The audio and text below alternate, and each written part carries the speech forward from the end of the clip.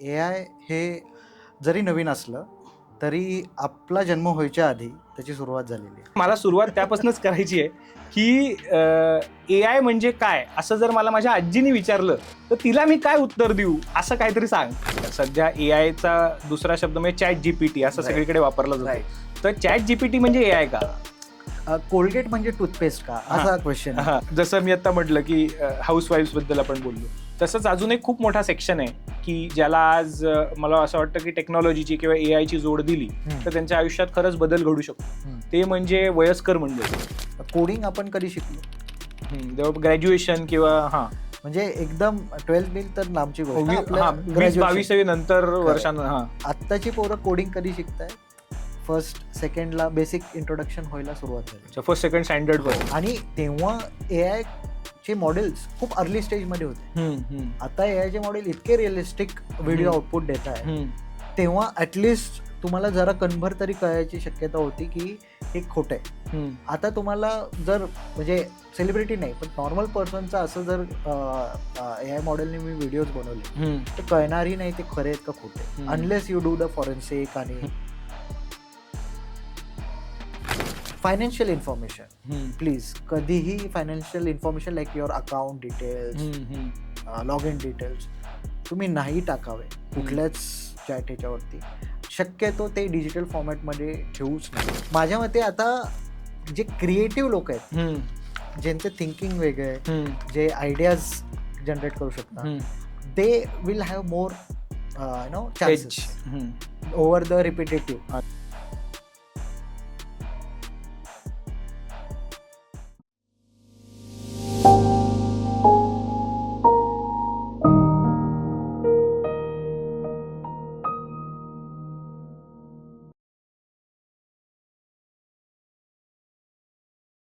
हाय, hello, नमस्कार. मी संकेत कुलकर्णी इनोटॉक्सच्या नवीन भागात तुमचं स्वागत करतो. आज सकाळी मी गुगलवर एक सर्च करत होतो, या वर्षातला सगळ्यात जास्ती सर्च केलेला शब्द कोणता. तर त्याने 4 शब्द दिले. एक म्हणजे यूट्यूब, दुसरं म्हणजे चॅट जीपीटी, तिसरं म्हणजे मॅप्स आणि चौथं म्हणजे वेदर. त्यावरनं मला एक जाणवलं की यूट्यूब, वेदर किंवा मॅप्स हे मी खूप वर्षांपासून वापरतोय, तो माझ्या आयुष्याचा भाग आहे. पण चॅट जीपीटी म्हणजेच ए-आय हा सुद्धा माझ्या आता आयुष्याचा भाग झालाय. रोज शोधण्यातला तो एक विषय झालाय. म्हणजे ए-आय जे पूर्वी फक्त IT कंपन्यांशी निगडीत होतं, ते आता सर्वसामान्यांच्या लाईफस्टाईलचा रोजचा विषय झालाय. ए-आय आज सामान्य माणसाच्या आयुष्यात कसा बदल घडवतो आहे आणि सामान्य लोक ए-आय वापरून आपलं आयुष्य कसं समृद्ध बनवू शकतात, या विषयावर आपल्याशी गप्पा मारायला स्टुडिओमध्ये आज ए-आय एक्सपर्ट आले आहेत. ते म्हणजे राज गिरे. नमस्कार. नमस्कार, थँक्यू. राजची खासियत म्हणजे राज माझा जुना मित्र आहे आणि अजून एक म्हणजे राजचं जे शिक्षण आहे ते कुठेतरी प्युअर टेक्नॉलॉजी नाही आहे. मला वाटतं ते कुठेतरी नॉन टेक, तुझं GIS हे होतं, बरोबर Raj? Geographical information system. Yes. भूगोलाशी रिलेटेड. भूगोल, त्यामुळे भूगोलाशी रिलेटेड असणारा माणूस हे शिक्षण घेऊन पुढे मात्र त्याचं कार्यक्षेत्र पूर्णपणे टेक्नॉलॉजी झालं. आणि नुसतीच टेक्नॉलॉजी नाही तर सगळ्या ॲडव्हान्स आणि मॉडर्न टेक्नॉलॉजी झालं. त्यामुळे क्लाउड कम्प्युटिंग असू दे किंवा ॲप्लिकेशन डेव्हलपमेंट असू दे, किंवा आज तर तो चक्क ए-आयचा कन्सल्टंट म्हणून काम करतोय. म्हणजे अनेक बिझनेसेसना, अनेक क्षेत्रांमध्ये तो ए-आय सोल्युशन्स इम्प्लिमेंट करून देतो. आणि त्यामुळे त्याच्याशी ए-आय विषयी गप्पा मारताना कायम खूप मजा येते. एक वेगळा पर्स्पेक्टिव्ह कायम तो देत असतो. त्यामुळे मला माहिती आहे की आजही खूप मजा येईल. So Raj, welcome to show. Thank you, धन्यवाद. सो तुम्ही ए-आय विषयी बोलत होता, तर ए-आय विषयी मला सांगावं असं वाटतं की ए-आय हे जरी नवीन असलं तरी आपला जन्म व्हायच्या आधी त्याची सुरुवात झालेली आहे. आपण येऊच त्याच्यावरती. बरं. मला सुरुवात त्यापासूनच करायची आहे की ए-आय म्हणजे काय असं जर मला माझ्या आजीने विचारलं तर तिला मी काय उत्तर देऊ असं काहीतरी सांग. सो ए-आय जसं हा शॉर्ट फॉर्म आहे खरं म्हटलं तर, आणि ए-आयचा फुल फॉर्म आहे artificial intelligence. Most of the लोकांना हे आता माहिती आहे. पण जर आपण माणूस म्हणून आपली जी जडणघडण झाली इतक्या जनरेशन्सची, सो माणूस अश्मयुगापासून आत्तापर्यंत जी डेव्हलपमेंट करत आलं, तर त्याचा एक पीक म्हणू शकतो आता ए-आय जो आपण आपल्याला रिप्लेस करू शकतो असं काहीतरी आपण प्रोड्यूस केलेलं आहे. सो आर्टिफिशियल इंटेलिजन्स नावातच आहे की हे इंटेलिजन्स आहे. म्हणजे जसं माणसामध्ये आपण म्हणतो की ह्या पृथ्वीवरती सगळ्यात जास्त इंटेलिजंट प्राणी आपण आहोत आणि 2 नंबरला बाकीचे म्हणजे डॉल्फिन्स किंवा आपण म्हणू शकतो मॅमल्समध्ये. तसं AI आपण आपला इंटेलिजन्स कसा रोबोट किंवा कॉम्प्युटरमध्ये इंट्रोड्यूस केला ते AI मध्ये जास्त अधोरेखित होतं. म्हणजे आपण सिंपल भाषेत जर आजींना सांगायचं झालं तर जसं आपण विचार करतो कुठल्याही गोष्टी आहे, कुठल्याही लहान पोराला आपण पहिले शिकवतो, तो पहिली दुसरी तिसरी शाळा शिकतो, मग त्याच्यावरती त्याला मॅथमॅटिक्स आणि ह्या सगळ्या गोष्टी शिकायला मिळतात.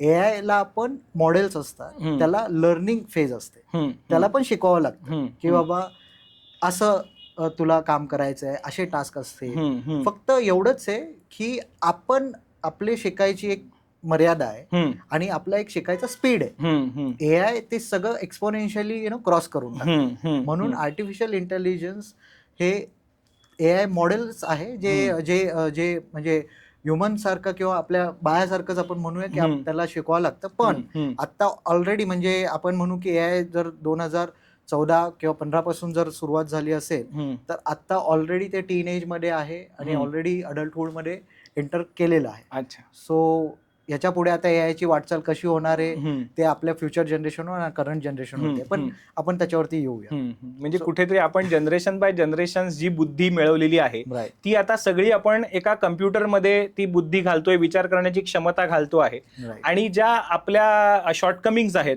किंवा आपले फिजिकल लिमिटेशन्स आहेत ह्या सगळ्या गोष्टी तो ओव्हरकम करेल आणि आपल्याला मदत करेल असं कुठेतरी म्हणता येईल. करेक्ट. इंटेलिजन्सचं म्हणजे मी एवढंच म्हणेल की आपली कॅपॅसिटी जरी म्हणजे ब्रेनची कॅपॅसिटी जरी जास्त असली पण प्रत्येक माणूस ती कॅपॅसिटी तेवढी कन्झ्युम किंवा युटिलाइज नाही करू शकत. पण कॉम्प्युटरला ना झोपेची गरज आहे ना कशाची गरज आहे. सो 24/7 यू कॅन तुम्ही त्यांना फीड करू शकता, त्याला ट्रेन करू शकता आणि तुम्ही ते टास्क खूप म्हणजे तो स्टार्टिंगला जरी तो चुकत असला तरी ह्या चुका कालांतराने तो पटकन दुरुस्त करू शकतो. जे कुठलेही स्किल्स शिकायला माणसाला जेवढा वेळ लागतो त्यापेक्षा खूप कमी वेळामध्ये तो ते स्किल्स शिकू शकतो. तो हा एक प्लस पॉईंट आहे. तो इंटेलिजन्स आपण देतोय कॉम्प्युटरला तो आर्टिफिशियल इंटेलिजन्स एकदम सोप्या भाषेत. अच्छा. आता मी जे म्हटलं की सध्या AI चा दुसरा शब्द म्हणजे चॅट GPT असं सगळीकडे वापरला जातो. तर चॅट GPT म्हणजे AI का? सो कोलगेट म्हणजे टूथपेस्ट का असा क्वेश्चन की chat GPT is the first एक म्हणून मोस्ट पॉप्युलर की जे मॉडेल पब्लिकली अवेलेबल झालं आणि त्याच्यामुळे लोकांना कळालं की असं पण आहे की त्यांना आधी वाटत होतं हे गुगल आहे, सर्च इंजिन आहे, पण मग नंतर हे कळालं की नाही हे बियॉन्ड सर्च इंजिन आहे, हे गुगल नाही आहे. आपण त्याला विचारू शकतो आणि तो आपल्याशी इंटरॅक्ट करू शकतो. So chat GPT is a Colgate of AI in simple word की बाबा ते त्याच्यामुळे ते पॉप्युलर झालंय. त्यामुळे आता आजकाल खूप लोकांना असं वाटतं की AI is equal to chat GPT, पण असं नाहीये. हे चॅट GPT मध्ये मल्टिपल मॉडेल्स आहेत. लेटेस्ट मॉडेल पण आहे 5.0च्या पुढचे आहेत आता. पण चॅट GPT सोडून जे आता जास्त फेमस आहे क्लॉड आहे, ग्रॉक आहे, गुगलचे जेमिनी आहे. सो हे सगळे मॉडेल म्हणजे ह्यांनी स्वतःचे मॉडेल्स बनवलेले आणि तसं म्हणायला गेले की व्हॉट इज AIचं फंडामेंटल्स आपण म्हणू किंवा टाइप्स ऑफ AI. तर 2 टाईप आपण म्हणू, एक आहे ट्रॅडिशनल आणि एक आहे generative AI. So traditional AI मध्ये काय होतं की आपण एक म्हणतो की ABCD तो पुढचा EFG असेल. सो हे प्रेडिक्शन बेसिक प्रेडिक्शन आहे, पॅटर्न बेस्ड प्रेडिक्शन. डी नंतर काय येणार हे तो प्रेडिक्ट करू शकतो. कुठलाही पॅटर्न घेतला की त्याच्या पुढे काय येणार आहे हे AI ला पॅटर्न रेकॉग्निशन म्हणजे तो स्वतःच प्रेडिक्ट करू शकतो. सो हे झालं तुझं ट्रॅडिशनल AI, हे ऑलरेडी इन प्लेस होतं. पण जनरेटिव्ह AI मध्ये नवीन गोष्टी जनरेट करण्याचं कॅपेबिलिटी AI मध्ये आली. म्हणजे आता आपण जे आजकाल बघतोय की ॲनिमेटेड रील्स येत आहेत AI बेस, इमेजेस येत आहेत जे आपण मोस्ट ऑफ द लोकांनी आपण केलेल्याच आहे. जेमिनीचा बनाना जे मॉडेल आहे ते सगळ्यात जास्त आपण ते यूज केलेलं आहे. सो ह्या सगळ्या ज्या गोष्टी ह्या जनरेटिव्ह AI मध्ये येतात आणि ते आता खूप जास्त पॉप्युलर होत चाललंय आणि अजून पुढे व्हॉइस व्हिडिओ हे अजून जास्त समजून उमजून घेऊन त्याची कुठेतरी नवीन निर्मिती करायची हे जनरेटिव्ह AI मध्ये होत आहे. आता आपण त्याच्यावरती मॉडेल्स आणि ह्याच्यावरती बोलूया. सो मॉडेल्स मी म्हणत होतो की जनरेटिव्ह AI आणि हे ChatGPT जे आपण स्टार्टला बोललो, तर याच्यात मल्टिपल मॉडेल्स आलेले अपार्ट फ्रॉम ChatGPT. सो आत्ताच्या घडीला तो नंबर म्हणजे मी दरवेळेस मला बघावं लागतं की आत्ता काय चालू आहे AIच्या दुनियेमध्ये. सो artificialanalysis.ai ही खूप छान एक वेबसाईट आहे जी कोणीही पाहू शकतं. हे मॉडेल्स काय असतात हे बघू शकतं, किती मॉडेल्स आहेत जगात ते बघू शकतं. सो अप्रॉक्सिमेटली 3500 प्लस मॉडेल्स आता आहेत. अच्छा. जे म्हणजे एक्सपोनेन्शियली वाढत आहेत. म्हणजे त्याच्यावरती ग्राफ पण तुम्ही बघाल तर खूप कंटिन्युअसली आणि प्रत्येक कंट्री त्याचे स्वतःचे मॉडेल्स डेव्हलप. म्हणजे हे वेगवेगळे AI चे क्लोन्स आहेत असं आपण म्हणू शकतो. म्हणजे आता जर ChatGPT सुरुवात केली, म्हणजे ओपन AI ती ChatGPT ची कंपनी, त्यांनी सुरुवात केली. सो असं नाही की ChatGPT वरती किंवा ओपन AI नीच फक्त केलं. सायमल्टेनियसली क्लॉड पण आलं, अँथ्रोपिक जी त्याची कंपनी आहे त्यांनी पण सुरू केलं. मग चायनामधनं डीपसीक आलं. सो हे प्रत्येकाने पुढचं मॉडेल जे आहे ते जास्त इंटेलिजंट म्हणून अजून हुशार पाल्य प्रत्येक जण जन्माला घालतोय असं म्हणायला हरकत. एकदम सिम्पल लँग्वेज मध्ये हो. ते मॉडेल्स इज तुम्ही म्हणू शकता एक हुशार नवीन आवृत्ती येते जन्माला, आणि त्यामुळे प्रत्येक जण त्याचा यूज, प्रत्येक जण किती आणि कसा यूज करू शकतो ते आपण बघूया. तर आता मी हे मुख्य ऐकलं होतं की हे मॉडेल आलं, सगळं आलं, पण या सगळ्या AIशी बोलण्याची एक भाषा आहे आणि मला वाटतं त्यालाच प्रॉम्प्टिंग असं म्हणता येईल. तर ते म्हणजे आता AI आपण म्हटलं कोणालाही वापरायचं आहे कसं आहे, पण त्यातला सगळ्यात फंडामेंटल विषय आहे की त्याशी बोलायचं कसं, त्याची पद्धत काय. तर व्हॉट इज AI प्रॉम्प्टिंग आणि त्याच्याबद्दल थोडं. सो आता आपण ChatGPT जेव्हा आलं तर लोकांनी गुगल सारखं सर्च सुरू केलं की बाबा टेल मी हे ते की बाबा आता काय सगळ्यात पॉलिटिकल न्यूज बनवू किंवा कुठली फायनान्शियल म्हणू की काय चालू आहे, मला जर अशी इन्व्हेस्टमेंट करायची तर मी काय करू, कुठलेही क्वेश्चन असू शकतात. सो हे जे तुम्ही बोलताय किंवा हे जे तुम्ही टाईप करताय याला AIच्या लँग्वेजमध्ये प्रॉम्प्ट म्हणतात. सो त्याच्यात एक नवीन फील्ड पण आली इंजिनिअरिंगची, कारण भरपूर गोष्टी जे आधी आपण कॉम्प्युटरवरती मॉडेल्स क्रिएट करून कोडिंग करून करायचो ते त्याच्यात स्किप करून तुम्ही डायरेक्ट कमांड देताय. थोडक्यात तुम्ही यायला सांगताय की बाबा मला हे करून दे, पण हे करून दे हे तुम्ही कसं सांगताय त्याच्यावरनं AI समजेल की हे करायचं काय मला. म्हणजे फॉर एक्झाम्पल मी जर AI ला म्हणलो की बाबा मला एक माणूस झाडाच्या समोर उभा आहे आणि ग्रीन म्हणजे हिरवाई आहे असं एक पिक्चर बनवून दे, तो देईल बनवून. पण त्याला थोडी माहिती ते महाराष्ट्रातलं दाखवायचं आहे का ते बाहेरचं दाखवायचं आहे, तो देईल तुम्हाला बनवून. पण जर तुम्ही स्पेसिफिकली की एक माणूस काळू धबधब्याच्या समोर उभा आहे, पूर्ण हिरवाई आहे, मागे सह्याद्री आहे आणि पाण्याच्या शेजारी उभा आहे, मला एक फोटो असं बनवून, याच्यात त्याला काय झालं, तुम्ही डिटेल देताय त्याला.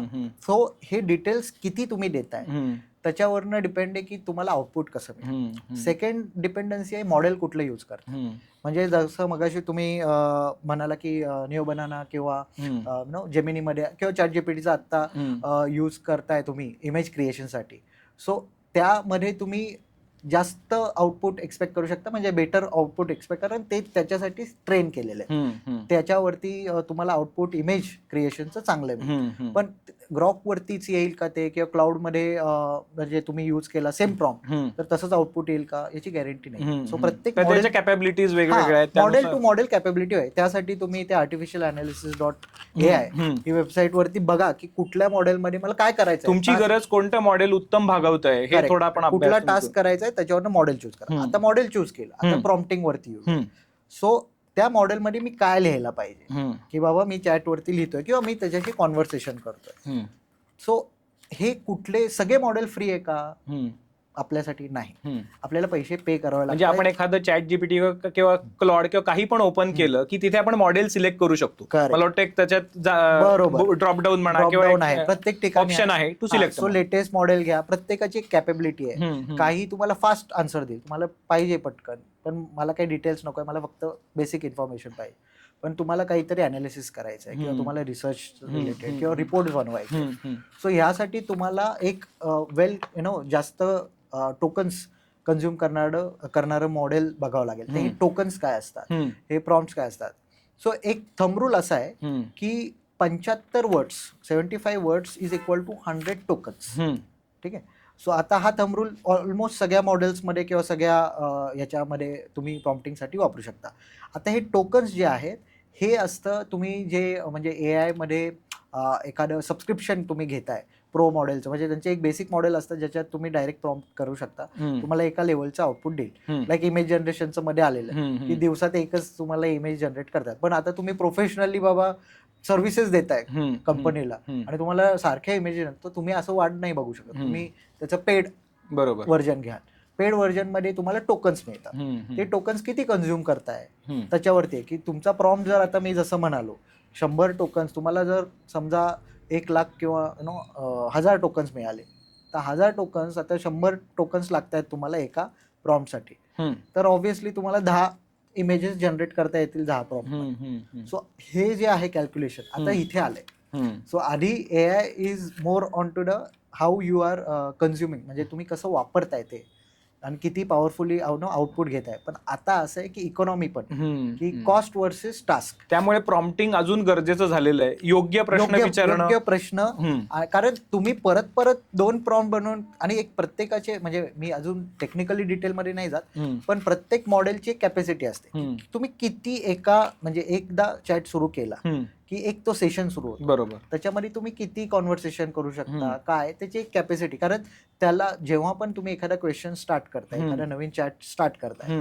तर तेव्हापासून तुम्ही अजून, म्हणजे आता मी एखादा टास्क सांगितलं की हा रिपोर्ट जनरेट कर, तर तो रिपोर्ट जनरेट झाल्यानंतर नाही मला हा चेंज पाहिजे, बरोबर, मला हे 2-3 अजून टेबल ऍड कर. तो थोडक्यात ते कॉन्व्हर्सेशन चालू राहतं. आणि एवढे दरवेळेस तो फर्स्ट चॅट पासून सुरू करतो वाचायला, आणि जेव्हा तुम्ही नेक्स्ट चॅट लिहिताय तो वरनं सुरू करतो. सो ती कॅपॅसिटी पूर्ण मोजायची, एवढे टोकन्स कन्झ्युम होणार आहे. म्हणून तुम्हाला कॉस्ट वर्सेस टोकन हे बघायला लागतं. आणि एक जनरल म्हणजे आपण म्हणू शकतो की सामान्य माणसांनी एवढंच बघायला पाहिजे की त्याला काय एक्झॅक्टली हवंय. एक बेसिक, म्हणजे खूपच छोट्या ह्याच्यात जर तुम्ही पेड व्हर्जन घेतला असेल आणि तुमच्याकडे लिमिटेड टोकन्स आहेत, तर तुम्ही ठरवा की काय लिहायचंय, विचार करा. तर एकदा तुम्ही स्क्रिबल वरती, नोटपॅड वरती लिहा आणि मग नंतर चॅटवर टाका. त्यांनी तुम्हाला एक बरं पडेल की तुम्हाला आउटपुट हे मिळेल. म्हणजे एक्झाम्पल देतो, ह्याच्यात म्हणजे प्रॉम्प्टिंगचे भरपूर टाइप्स आहे, पण मी टेक्निकलिटी मध्ये नाही जात. पण ऍक्ट ॲज अ समथिंग, म्हणजे आता फॉर एक्झाम्पल माझ्याकडं पॅथॉलॉजीचा रिपोर्ट आहे, माझ्या घरच्या आजोबांचा रिपोर्ट आहे आणि मला नाही कळत आहे, मी डॉक्टरकडे तर जाणारच आणि डॉक्टर मला सांगतील, पण मला अंडरस्टँड करायचं की बाबा एक काय हा रिपोर्ट. मोस्टली रिपोर्ट्स मध्ये सगळे डिटेल्स असतात, बरोबर, आपल्याला एवढं. तू त्या AI ला कसं सांगणार की मला हा रिपोर्ट अनालाइज करून दे? सो मी असा एखादा रिपोर्ट त्यांना दिला आणि मी म्हटलो की ऍक्ट ॲज अ पॅथॉलॉजिस्ट, पॅथॉलॉजिस्ट किंवा डॉक्टर ऑफ, म्हणजे आता रिलेटेड टू म्हणू शकतो आपण ऑर्थो रिलेटेड असेल किंवा थोडक्यात त्याला सांगायचं की तू कोणाची बुद्धी वापर, तू सामान्य माणसाची बुद्धी वापर का त्यातल्या एक्सपर्टची बुद्धी वापर, ऍक्टर कोण आहे तो त्याला ते सांगितलं. आणि त्याच्यामुळे की हा मग रिपोर्ट जरा अनालिसिस करून मला बेसिक सांग. मी एकदम तो, आणि AI च्या रिपोर्ट अनालिसिस वरती कधी जाऊ नये डॉक्टर, हो, पण फायनल, बट ऍटलीस्ट समजून घेण्यासाठी.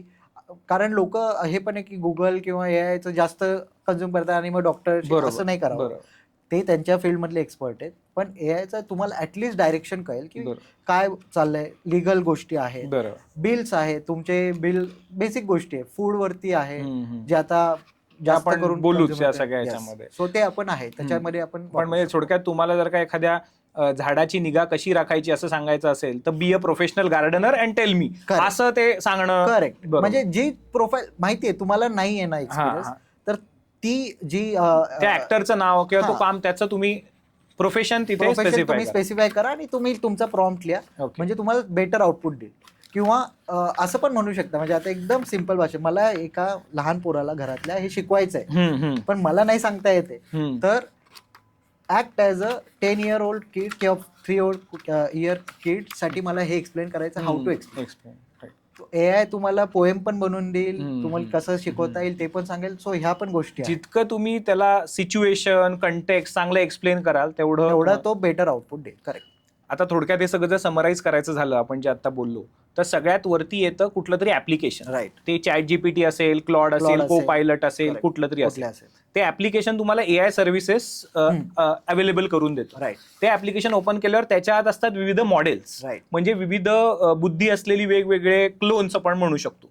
तो तुम्हाला सिलेक्ट करायला लागतो Right. आणि मग तो तुम्हाला AI सर्व्हिसेस जनरेटिव्ह, म्हणजे तुम्हाला कुठली तरी निर्मिती करायची असेल, एखादा Right. रिपोर्ट असेल, एखादी इमेज असेल, ते Right. करायला मदत करतो. Right. आणि ते जे तुम्हाला त्याच्याकडनं करून हवं आहे त्याच्यासाठी तुम्ही त्याच्याशी जो संवाद साधता त्याला प्रॉम्प्टिंग म्हणतात. Right. तर ते थोडं योग्य समजून ते करायला पाहिजे, Right. म्हणजे तुम्हाला योग्य ते आउटपुट मिळतं. मिळेल. Correct. आणि या सगळ्यामध्ये तुम्हाला किती वेळ गप्पा मारता येतील आणि किती आउटपुट मिळेल, या सगळ्याचं एक पेड आणि फ्री असे 2 व्हर्जन्स आहेत. Correct. सो हे ओव्हरऑल एक त्याचा समराईज. करेक्ट. करेक्ट. पण एक आता क्विक क्वेश्चन की सगळ्यांच्या मनात बाय डिफॉल्ट येणार हा की पेड आणि फ्री याच्या आउटपुटमध्ये फरक पडतो का? सो पेड अँड फ्रीच्या आउटपुटमध्ये पेक्षा आपण असं म्हणू की quality of output. Quality of output पेक्षा किती लॉंग तुमचं सेशन आहे. म्हणजे आता काही गोष्टी आहे की त्या तुम्हाला 1-2 लाईन मध्ये अच्छा, तुम्हाला अच्छा. त्याचं आउटपुट मिळणार आहे. हम्म. सो तो तुम्ही संपू शकता. पण आता मला माहिती आहे की बाबा मला एक सेल्स चा रिपोर्ट बनवायचा स्केल आहे. म्हणजे खूप तुम्हाला हा. किती स्केलेबिलिटी हवी आहे त्याची, Correct. किती वेळा हवंय, कारण असं म्हणजे भरपूर जणांनी बरोबर. फ्री वापरलं असेल तर त्यांना ती आलं असेल की today's limit is Limit reach. is म्हणजे reached. एखाद दुसरं तुम्हाला हवं असेल तर ते, पण तेच तुम्हाला ऍट स्केल करायचं असेल तर त्याच्या किंवा paid version प्रोफेशनली तुम्ही सर्व्हिसेस देत देताय आहे. तर मग- किंवा तुम्हाला मल्टिपल युजर्स आहेत तुमच्या फॅमिलीमध्ये सगळ्यांना वापरायचं हम्म, हम्म. तर मग पेड बरोबर. घेतलेलं बेटर. कारण तुम्ही मल्टिपल गोष्टी करणार आहे. हम्म, हम्म. एक पण म्हणजे मी ऍज अ प्रोफेशन वापरतोय पण माझ्या फॅमिली मेंबर्स मला पण वापरायचं, बरोबर. I can use that. So paid is preferable depending upon Depend. तुम्हाला काय. तुम्ही आधी थोडी त्याची सवय करून घ्या आणि मग तुम्ही पेडला जा. राईट. राईट. नाईस. आता आपण जो विषय घेतलाय की वेगवेगळे युजर पर्सोनाज ह्याच्याकडे जर आपण यायचं म्हटलं तर जर मी असं म्हटलं की घरातली जी गृहिणी असते तिच्यापासून आपण सुरुवात करू. राईट. ती कुठेतरी घरची CEO असते असं Right. आपण जर म्हटलं तर ती AI चा उपयोग कसा करू शकते किंवा कशा दृष्टीनं करू शकते, how it can B impact. So आता म्हणजे तसं म्हटलं तर भरपूर गोष्टी आहेत. पण मी गृहिणी नाही म्हणणार, मी म्हणेल की घरातले प्रत्येक जण एक ऍडल्ट जे घरात. सो आता गोष्टी अशा आहेत की आपण AI इट्स नॉट ओनली की एक तुमच्याकडे काय म्हणतात एखादं माध्यम असल्याशिवाय तुम्ही वापरू नाही शकत. पहिली गोष्ट तर मोबाईल तुमच्याकडे पाहिजे, इंटरनेट कनेक्टिव्हिटी पाहिजे, ह्या गोष्टी आल्या किंवा कम्प्युटर, लॅपटॉप, काही पण किंवा एखादे डिव्हाइस. म्हणजे एक माध्यम पाहिजे. दुसरी गोष्ट स्मार्ट डिव्हाइसेस, गॅजेट्स आलेत आता की बाबा तुमचा फ्रीज मध्ये इनबिल्ट AI आहे की ज्याच्यामध्ये तोच सांगतो. म्हणजे सॅमसंग किंवा कुठल्याही कंपनीचे भरपूर असे फ्रीज आलेले आहेत की जे स्वतःच सांगतात की काय काय आहे, काय काय ग्रोसरी लिस्ट मध्ये ऍड करायचंय आणि काय तुम्ही ऑर्डर करू शकता. म्हणजे त्यांना फ्री आणि किती दिवस टिकणार आहे आतमध्ये ज्या गोष्टी आहेत त्या, जे फ्रीज मध्ये आज ज्या गोष्टी ठेवल्या आहेत ते सगळं तो सांगतो की याच्यात काय कोबी आहे, टोमॅटो आहे, किती दिवस टिकेल. अच्छा अच्छा, हे त्याची लाईफ पण तो अनालाइज करतो. सगळं. मग त्यांनी काय होतंय की जे आधी आपलं वाया जायचं त्या गोष्टी कमी होतील. That is one. वरनं तुम्हाला ग्रोसरी लिस्ट आणि हे सगळे मिळते तर तुम्ही नेक्स्ट टाइम जाल तुम्हाला क्वेश्चन नाही पडला पाहिजे हे विसरलं ते विसरलं. ह्या बेसिक गोष्टी. सो कुठले गॅजेट्स तुमच्याकडे आहेत त्याच्यावर डिपेंड करतं. That is one. काही नसेल असे स्मार्ट गॅजेट जरी नसते तरी मोबाईल आहे तरी इनफ आहे. त्याच्यावरती तुम्ही काय करू शकता. तर आता फॉर एक्झाम्पल एखाद्या गृहिणीकडे भरपूर वेळ आहे आणि त्यांना घरातनं बिझनेस सुरू करायचा, तर मग त्यांचे युट्यूब असे इच्छा असते की स्वयंपाक छान जमतोय किंवा काही गोष्टी मी खूप छान बनवते, तर मग त्याला बिझनेसमध्ये कसं कन्वर्ट करू. ह्या गोष्टी आता मी जर कन्सल्ट म्हणजे एक प्रोफेशनल ऍडवाइस घ्यायला गेले किंवा माहित नाही की काय काय करावं लागतं, मला क्लाउड किचन सुरू करायचं फॉर एक्झाम्पल, तर मला काय रजिस्ट्रेशन करावं लागतात, प्रोसेस काय आहे, किती वेळ लागतो, किती पैसे इन्व्हेस्टमेंट आहे, ह्या सगळ्या गोष्टी जर तुम्ही विचारल्या तर तुम्हाला ChatGPT किंवा कुठलाही छान गाईड करेल. पण तुम्हाला त्याच्या पूर्ण बॅकग्राऊंड म्हणजे प्रॉम्प्ट द्यायला लागेल की मला माझी ही एक्सपर्टी आहे, माझ्याकडे हे इक्विपमेंट आहे, मला एवढा टाइम असतो, मी काय करू शकते. म्हणजे ह्या ज्या गोष्टी जेवढे डिटेलिंग तुम्ही द्याल तेवढं चांगलं तुम्हाला बिझनेस आयडियाज देऊ शकतो. That is one. सेकंडली तुम्हाला काही बिझनेस आणि हे नाही करायचं पण फॅमिलीमध्ये ओव्हरऑल तुम्हाला हेल्थ रिलेटेड गोष्टीवरती फोकस ठेवायचा आहे. तर AI चा वापर कसा करू शकता. तर आता आपण खूप ऐकतोय FDAच्या ज्या कारवाया चालू आहेत म्हणजे महाराष्ट्रात क्वालिटी ऑफ फूड, अडल्ट्रेशन खूप. आणि हा प्रश्न म्हणजे माझ्या घरी पण माझ्या आईला पण पडला की असं इतक्या दिवस मी जे खात होते ते योग्य होतं का किंवा मी माझ्या मुलांना जे देत होते ते योग्य होतं का. आता टेक्नॉलॉजी तुमच्या हातात आहे. सो मी पण आईला ते शिकवलं की हाऊ यू कॅन आयडेंटिफाय. म्हणजे तुम्हाला जर हे जाणून घ्यायचं आहे की तुम्ही जी गोष्ट विकत आणताय ती न्यूट्रिशन व्हॅल्यू काय, तर तुम्ही तिथेच ठरवाल की हे विकत घ्यायचं की नाही, मी ह्याच्यावर 200 रुपये घालवायचे की नाही. सो ह्याच्यासाठी आता मल्टिपल ऍप्स आलेले आहेत. अच्छा. की जे तुम्ही जस्ट म्हणजे बाजारातनं घेताना किंवा मॉलमधनं घेताना बारकोड तुम्ही स्कॅन करा आणि ते स्कॅन केलेल्यावरती तुम्हाला न्यूट्रिशनल व्हॅल्यूचं रेटिंग विथ कलर की बाबा ग्रीन आहे विथ हायेस्ट न्यूट्रिशन व्हॅल्यू किंवा रेड आहे किंवा ऑरेंज आहे. म्हणजे मॅगीची न्यूट्रिशनल व्हॅल्यू त्या ऍपमध्ये 1.2 आहे. बर. सो एकदमच लोएस्ट. सो अशा ज्या गोष्टी आहेत ह्या गोष्टी तुम्हाला त्यातनं आउटपुट मिळू शकतात. रेडीमेड प्रोडक्ट्स पण तुम्ही अनालिसिस करू शकता. सगळे म्हणजे तुम्ही बारकोड प्रत्येक प्रोडक्ट वरती आहे, तुम्ही स्कॅन करा, ते तुम्हाला न्यूट्रिशनल व्हॅल्यू सांगेल. मग तुम्हाला ते कार्टमध्ये ठेवायचं, तुम्हाला विकत आणायचं तुमचा प्रश्न आहे. सो ह्या गोष्टींमुळे खूप गोष्टी सहज एक म्हणजे इझी झाल्या, जे आधी आपल्याला कधीच तो चार्ट वाचणं किंवा हे म्हणजे जर मी म्हटलो माझ्या आईला की तो वाच आणि आण, ती म्हणेल राहू दे. पण तिला म्हटलं फक्त फोटो दाखव, तर तिला ते छान वाटेल की बाबा हा मला ऍटलिस्ट कळते की हे रेड आहे की नाही घ्यायचं. हे सगळे एआय टूल्स वापरून आज होत आहे. खूप इझी आहे आणि मल्टिपल टूल्स आहे. मी स्पेसिफिक कुठलं नाव नाही म्हणत, पण मल्टिपल टूल्स आहे. तुम्ही सर्च करू शकता की मला जर फक्त न्यूट्रिशन व्हॅल्यू स्कॅन करायचे, आणि इंडियासाठी पण आहे आणि ग्लोबल लेवलला पण आहे. सो असे भरपूर चेंजेस येत आहेत जे डे टू डे मध्ये कुठलीही गृहिणी किंवा कुठलेही आपण म्हणू की अडल्ट इन हाऊस यूज करू शकतो. चिल्ड्रनसाठी पण आहे. सो चिल्ड्रन्सला जर स्टडिंग मध्ये हेल्प हवी असेल कॉन्सन्ट्रेशन करण्यासाठी, आता मोबाईलचा ऍक्सेस आपण देऊ नये असं म्हणतात, पण एका लेवल पर्यंत जर तुम्ही रिस्ट्रिक्ट केला तर ह्या गोष्टी पण तुम्ही देऊ शकता की किती लेवल पर्यंत काय म्हणजे डे टू डे त्यांचे टास्क असतील, होमवर्क असेल, त्याच्यात कसा वापर करता येईल. तर भरपूर गोष्टी म्हणजे एक सोप्या पद्धतीने तुम्ही सांगू शकता, ज्या तुम्हाला म्हणजे ऍज अ टीचर किंवा हे तुम्ही नाही ऍक्ट करू शकत, पण तुम्हाला ऍटलिस्ट कळते. याच्यावरनं मलाच एक आत्ता आठवली किस्सा की माझ्या मित्रांनी सांगितलं की त्याचाच मित्र आहे ऑफिसमध्ये, आणि आपलं साधारण सगळ्यांचं शिक्षण स्टेट बोर्डातनं झालेलं आहे, आणि बहुतेक मुलं आज सीबीएसई आणि आयसीएसई मध्ये शिकतायत. त्याच्यामुळे पालकांना त्यांचा अभ्यास घेणं ही एक मोठी टास्क तयार झालेली आहे. त्यामुळे आणि मला वाटतं त्या माणसाचा ऑफिस टाइम असाच काहीतरी एक रोजचा 2 तासाचा होता. त्यामुळे मग त्यांनी अशी सुरुवात केली की त्या 2 तासाच्या ऑफिस टाइम मध्ये मुलाला जे शिकवायचं आहे ते तो एआय वापरून आधी समजून घ्यायचा, शिकायचा, आणि मग घरी जाऊन तो ते मुलांना शिकवायचा. त्यामुळे खूप जास्त फरक पडतो. सो अशा या दैनंदिन जीवनात एआयचे इफेक्टिव्ह युजेस हे खूप आहेत मला वाटतं. आणि ते सोडून पण म्हणजे आपण जर म्हटलो की बेसिक गोष्टी आहेत ज्या आपल्याला आपण म्हणजे हे कुकिंग आणि हे तर आलंच, पण साधी एक गोष्ट आहे की बाबा आपण पेट्स असतात आजकाल सगळ्यांच्या घरामध्ये. सो पेट्सची निगा राखणं हे वेट कडे नेणं हे शक्य नसतं. सो अशा भरपूर गोष्टी की जे तुम्ही बघू शकता, भरपूर ऍप्स आहेत ज्याच्यातनं तुम्ही स्वतः, आय विल नॉट से की डायग्नोज करू शकता, पण समजू शकता की काय प्लांट्स आहे, पेट्स आहे, याचे फोटो काढून हे करून ते तुम्ही विचारू शकता. सो अशा काही गोष्टी की ज्यांनी तुमचं जरा घरामध्ये सगळ्या कुटुंबातल्या सगळ्यांशी तुम्ही इंटरॅक्ट करू शकता, त्याचा उपयोग करू शकता. मला आता असं वाटतंय की म्हणजे पूर्वीच्या काळी राजा महाराजांकडे जसे कायम एक सल्लागार असायचे की हाक मारल्यावर कोणतरी एक हुशार माणूस यायचा आणि त्याला ते जात त्या बाबतीत सल्ला विचारायचा, तर तसा असा एक हुशार सल्लागार आपल्याकडे आलेला आहे. सो आपण पुन्हा एक राजेशाही आयुष्य जर योग्य पद्धतीनं वापरलं तर जगू शकतो. सो जसं मी आता म्हटलं की हाऊसवाईफ्स बद्दल आपण बोललो, तसंच अजून एक खूप मोठा सेक्शन आहे की ज्याला आज मला असं वाटतं की टेक्नॉलॉजीची किंवा एआय ची जोड दिली तर त्यांच्या आयुष्यात खरंच बदल घडू शकतो. ते म्हणजे वयस्कर मंडळी. तर वयस्कर मंडळींना आज एआय त्यांचा मित्र बनू शकतो का, आणि कशा पद्धतीनं बनू शकतो? ओके, सो आता म्हणजे मी प्रोफेशनली किंवा IT प्रोफेशन पर्स्पेक्टिव्ह बघायला गेलो तर भरपूर काही टास्क आणि ह्याच्यासाठी एजंट क्रिएशन करणं चालू आहे, लाईक मार्केटिंगमध्ये आणि ह्याच्यामध्ये, ज्याच्यामध्ये व्हॉइस एजंट्स क्रिएट होत आहेत, जे marketing task, like for example आधी आपल्याकडं KPO BPO असायचे, कॉलिंग सर्व्हिसेस असायचे. तुम्हाला पण इरिटेट झालं असेल, भरपूर कॉल येतात की बाबा तुम्हाला कॉल सेंटर मधनं कॉल बँकिंगचे असतील, इन्शुरन्सचे असतील, हे इरिटेट व्हायचे आपल्याला, ठीक आहे.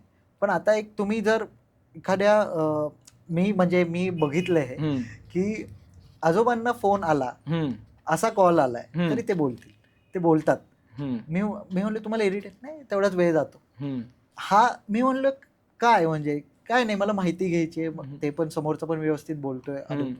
सो हे जे कॉन्व्हर्सेशन्स आहेत, सो हे कधी कधी त्यांना असं जे एक म्हणतो ना की त्यांची शेअर्स एक तर इंटेलिजन्स पर्स्पेक्टिव्हनी पण म्हणलो की एक अडल्ट किंवा आपण एजेड जी पर्सन्स असतात त्यांचे नॉलेज जे आहे ते त्यांना अपग्रेड करणं. कारण आत्ताची जनरेशन म्हणजे आत्ता जेनझी किंवा जेन अल्फा आपण म्हणलो तर त्यांना ऍक्सेस ऑफ इन्फॉर्मेशन डे 1 पासून आहे. पण ह्या पिढीला एवढा ऍक्सेस नव्हता स्मार्टफोन आणि हे, तरी ते अडॅप्ट एका लेवलपर्यंत केलेलं आहे. पण व्हॉइस कॉन्व्हर्सेशन हे त्यांचं साध्य झालेलं आहे. आता मला वाटतं जेमिनी किंवा सगळ्यांचीच तुम्ही गप्पा मारू शकता आणि तो तुम्हाला आता प्रॉम्प्ट लिहायचीही गरज नाहीये. त्याही पलीकडे आपण गेलेलो आहोत, जे त्यांना शक्य नाहीये. आणि तुम्ही एक्सपेक्ट पण करू नये की ते इंग्लिश मध्ये टाईप करते किंवा मराठीत पण टाईप करते. So voice is the biggest achievement for everyone, की ज्यांनी तुम्ही तुम्हाला स्वतःच कॉन्व्हर्सेशन जसं तुम्ही म्हणला सल्लागार क्रिएट करू शकता आणि तुम्ही गप्पा मारू शकता, तुम्ही बोलू शकता आणि तुम्ही तुमचे क्वेश्चन्स विचारू शकता, नॉलेज गेन करू शकता. एखाद्या गोष्टी तुमच्या घरातल्या त्यांना काही प्रश्न पडले असतील, त्यांना मुलांना जे बिझी असतील काय फोन करायची गरज नाही, ऍटलीस्ट ते बेसिक विचारू शकतात की काय करायला पाहिजे. म्हणजे कायम उपलब्ध नसतो आपण त्यांच्यासाठी, तर ते कुठेतरी एक त्यांचं सहाय्यक बनू शकतो, त्याशी ते बोलू शकतात सदैव, जे काय मनात येईल ते आधी त्याला विचारलं तर तो करेक्ट. पण त्याच्यात पण एक प्रोज अँड कॉन्स आहे, आपण येऊया त्याच्यावर, किती गोष्टी शेअर केल्या पाहिजे त्याची थोडीशी त्यांना माहिती देणं जरुरी गरजेचं आहे. कुठेतरी त्यांचं आयसोलेशन कमी करायला नक्कीच मदतगार होऊ शकतो. हो, आणि पहिली गोष्ट म्हणजे माहिती त्यांना एक सवय लागली की बाबा मला ह्यातून माहिती मिळणार आहे, तो त्यांचा पर्स्पेक्टिव्ह पण चेंज होतो. भरपूर काही गोष्टी आहे जे त्यांना माहित नसतात, ते समजून घेऊ शकतात. भरपूर काही गोष्टी ज्या नवीन नवीन घडतायत. आता आपण बघतोय की खूप ठिकाणी न्यूज चॅनेल कंटिन्युअस चालू असतं. ती माहिती घेण्यापेक्षा ऍटलिस्ट तुम्हाला काहीतरी सायंटिफिक किंवा स्ट्रक्चर्ड आणि योग्य माहिती मिळाली चांगलं असेल. पण हा तो एक आहे की आता आजकाल त्या डिरेक्शन मध्ये जात आहे की जो सोशल लाईफ चेंज झालेली आहे, फॅमिली सेंट्रिक जे आपलं सोसायटी होती ती आता विभक्त कुटुंब किंवा इंडिव्हिज्युअलिस्टिक होत चालले. तर ते पुढे जाऊन हा प्रॉब्लेम सगळ्या म्हणजे आपल्या जनरेशनला पण फेस करावा लागू शकतो की जेव्हा आपल्याशी बोलायला किंवा भेटायला लोकांना टाइम नसणार. So AI can be that companion down the line. माहित नाही आता काय होईल. म्हणजे मी आता असाच एक रिसर्च वाचला होता की US मध्ये ते ऑलरेडी झालेलं आहे की असंख्य लोक आज AI मध्ये रोमॅन्टिक कंपॅनियन शोधतायत, किंवा त्यांचं अशा प्रकारचं त्यांनी रिलेशनशिप AI बरोबर तयार केलेली आहे. इतकं आभासी हे जग होत चाललंय. ते दुर्दैव आहे, पण कदाचित त्या दिशेने पण आपण चाललोय. सो त्याला म्हणजे यू कॅनॉट कंट्रोल एव्हरीवन. पण मला वाटतं एखाद्या तरुण माणसाने हे करण्यापेक्षा जर एखाद्या वयस्कर माणसाला बोलायला एक मित्र मिळत असेल आणि त्याचं आयुष्य जर का चांगलं होणार असेल तर ते खरंच चांगलं आहे. काहीच वाईट नाही. अजून एक म्हणजे वयस्कर लोकांचा हे असतो की मेडिसिन त्याची आठवण करून देणं किंवा त्याचं शेड्यूल लावणं किंवा असं काही. म्हणजे जसं मी म्हटलो की एंड ऑफ द डे तो एक कॉम्प्युटर आहे. सो तुम्ही जेव्हा त्याला एखादी गोष्ट सांगताय, असं पण नाही की तुम्ही सांगताय, घरातलं म्हणजे कर्ता पुरुष असेल किंवा बिझी असणारी त्यांची मुलगी असेल, सून असेल, त्यांनी पण सेट करून ठेवलं की हे बाबांना रिमाइंड कर, आईंना रिमाइंड कर, तरी तो स्वतः रिमाइंड करू शकतो. असे छोटे छोटे ऑटोमेशन तुम्ही इझिली घरच्या घरी तुम्ही प्रॉम्प्ट म्हणजे तुम्ही बेस करू शकता आणि त्याच्यातून तुम्हाला नोटिफिकेशन्स आणि हे येऊ शकतात, म्हणजे करू शकता तुम्ही तसं. सो इट्स बेसिक नॉलेज तुम्हाला असणं जरुरी आहे. डाऊन द लाईन त्याचे ऍप्स पण येतील, यू नेव्हर नो. आणि ऍडव्हान्टेज म्हणजे आज मला वाटतं मल्टी लँग्वेज सपोर्ट यायला ऑलरेडी आलेला आहे ना सगळ्या भाषांमध्ये. करेक्ट. ऑलमोस्ट म्हणजे मेजर आपल्या भारतीय भाषा ज्या आहेत त्या ते कव्हर करतोय ऑलरेडी. सो बेसिक, आणि ते पण एक आहे की मराठीमध्येच जर बोलायला सुरुवात केली किंवा एखादा साऊथ कन्नड किंवा तामिळ मधले असतील पण पुण्यात स्थायिक झालेले आहेत, त्यांना त्यांच्याच लँग्वेजमध्ये कोणतरी बोलतंय, ही पण एक वेगळी गोष्ट आहे. कारण आसपास आता मी जर म्हणजे आउट ऑफ इंडिया आपण गेलेलो आहे, कॉन्व्हर्सेशन करायचंय, तो पण एक टास्क असतो. म्हणजे जे एजेड लोक आहे, नवीन देशामध्ये गेल्यानंतर कसं बोलायचं, काय करायचं, पण त्यांना ऍटलिस्ट ह्या सगळ्या गोष्टींची मदत मराठीमध्ये त्यांना समजून सांगणारा जर कंपॅनियन तिथे पण अवेलेबल असेल तर काहीच वाईट नाही. आता जो एक घरातला तिसरा घटक आहे की जे सगळ्यात छोटी मुलं, आणि या बाबतीत बरंच बोलता येईल, कारण जेव्हा लहान मुलं येतात तेव्हा मॉडरेशन पण एक खूप मोठा विषय त्याच्यात येतो. तर मुलं AI कसा वापरू शकतात चांगल्या प्रकारे, किंवा त्यांच्या इम्पॅक्टफुल कसं ते त्यांचं लाईफ आपण बनवू शकतो AIचं? ओके, सो आता म्हणजे आधी आपण बघितलेलं एक म्हणजे आपण फर्स्ट टाइम म्हणजे आपल्या जनरेशन मिलेनियल्स आणि हे म्हणतोय, कोडिंग आपण कधी शिकलो? ग्रॅज्युएशन किंवा म्हणजे एकदम 12th बिल तर लांबची गोष्ट, 20-22 नंतर वर्षांना. आत्ताची पोरं कोडिंग कधी शिकतायत? फर्स्ट सेकंडला बेसिक इंट्रोडक्शन व्हायला सुरुवात झाली. फर्स्ट सेकंड स्टँडर्ड पासून. अच्छा, basic what is programming, what is अशा या सगळ्या गोष्टी. सो आणि नाही, कोडिंग पण प्रॉपर सुरू झालं. हो, आम्ही लहान मुलं ऍप्स बनवतात वगैरे, ते सुरू झालेलं आहे. पण आता AI ने काय केलं की हे जे आधी आपण C++ हे सगळे लँग्वेजेस ज्या शिकायला लागल्या आपल्याला, पायथॉन आणि हे, आत्ताच्या ह्यांना पोरांना ती स्टेज स्किप करता येते. वाइब कोडिंग हे आता AI मध्ये ऑलरेडी इंट्रोड्यूस झालेलं आहे आणि भरपूर प्रोफेशनल्स ऑल्सो करंटली ते यूज करायला सुरुवात केलेली आहे. वाइब कोडिंग मध्ये तुम्ही AI ला तुमच्या भाषेत सांगताय की मला असं एक ऍप्लिकेशन बनवायचं आहे, हे मला एक्सपेक्टेड आहे, हे असं आउटपुट पाहिजे, तुम्ही सगळे डिटेल्स देताय आणि तो ऍप बनवून तुम्हाला देतोय. मग तुम्ही त्याच्यात ट्विकिंग चेंजेस करताय आणि ते सगळं तुम्ही नॉर्मल इंग्लिशमध्ये लिहिताय किंवा तुम्ही वर्बली, जसं मी म्हणलो, व्हॉइस इनपुट देऊन तुम्ही करताय. ह्या सगळ्या ज्या गोष्टी आहेत वाइब कोडिंग वरती झालेल्या आहेत, ज्या आधी जर आता मला माहीतच नाही कोडिंगला, तरी मी पायथॉनमध्ये किंवा ह्याच्यामध्ये प्रॉम्प्ट म्हणजे सांगून मी ऍप्लिकेशन बनवू. तर हे जे आहे हे आता आपण कितीही नाही म्हणालो तरी पुढच्या जनरेशनला हे माहीत असणं गरजेचं आहे. तर आता लहान पोरं जर आहेत तर त्यांना हे ते आधीपासूनच, म्हणजे शाळांनी ऑलरेडी सुरुवात केलेलीच आहे त्यांना इंट्रोडक्शन करायची. पण तुम्हालाही जर हे शिकवायचं असेल तर त्या गोष्टी तुम्ही करू शकता. दुसरी सिक्युरिटी, जो मेजर कन्सर्न असतो सगळ्या पॅरेंट्सचा आणि ह्यांचा. सो आता CCTV फुटेज किंवा तुमचे जे सर्वेलन्स कॅमेराज आहे त्याच्यावरती पण तुम्ही मल्टिपल ॲप्लिकेशन्स आहे ज्याच्यात तुम्ही ते फीड देऊन तुम्ही त्याच्यावरनं पण रूल्स लावू शकता की कशाला हात लावला पाहिजे, नाही, कुठं जात असेल तर मला अलर्ट दे.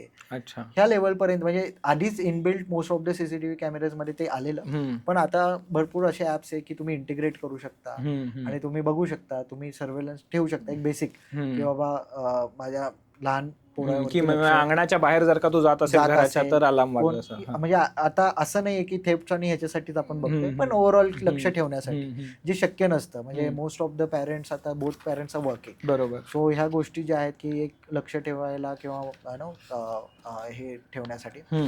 सेकंड, जसं मी म्हणालो, फूड न्यूट्रिशन सगळ्यात मोठी गोष्ट, म्हणजे तुमच्या किड्सचे न्यूट्रिशन तुम्ही काय देताय, काय लेवलचं आहे हे बघण्यासाठी भरपूर ॲप्स आहेत आणि ते माझ्या मते पॅरेंट्सने यूज करणं गरजेचं आहे, कन्सिडरिंग आता आपल्या इथं भेसळ हे खूप कॉमन झालं होतं आणि हे आता आपल्याला कळतंय कितीतरी वर्षापासून चालू. सो फ्युचरमध्ये आय गेस ते कमी होईल, जो आपल्याकडं सगळ्यांना त्याविषयी इन्फॉर्मेशन असल्यामुळे. आणि किड्सला एज्युकेशन, सो एज्युकेशन लर्निंग एक म्हणतो ना की ती आवड निर्माण करायला एक कंपॅनियन त्यांच्यासाठी पण काहीच हे नाहीये, म्हणजे त्याच्यामध्ये आता भरपूर असे मला माहित नाही पण गॅजेट्स आलेले आहेत इंटरॅक्टिव्ह, जे बॅकएंडला AI बेस त्याचा सर्व्हिसेस यू कॅन पुल आणि तुम्ही कॉन्व्हर्सेशन करू शकता, लाईक रोबोट और something toy which can have a conversation with your kid. So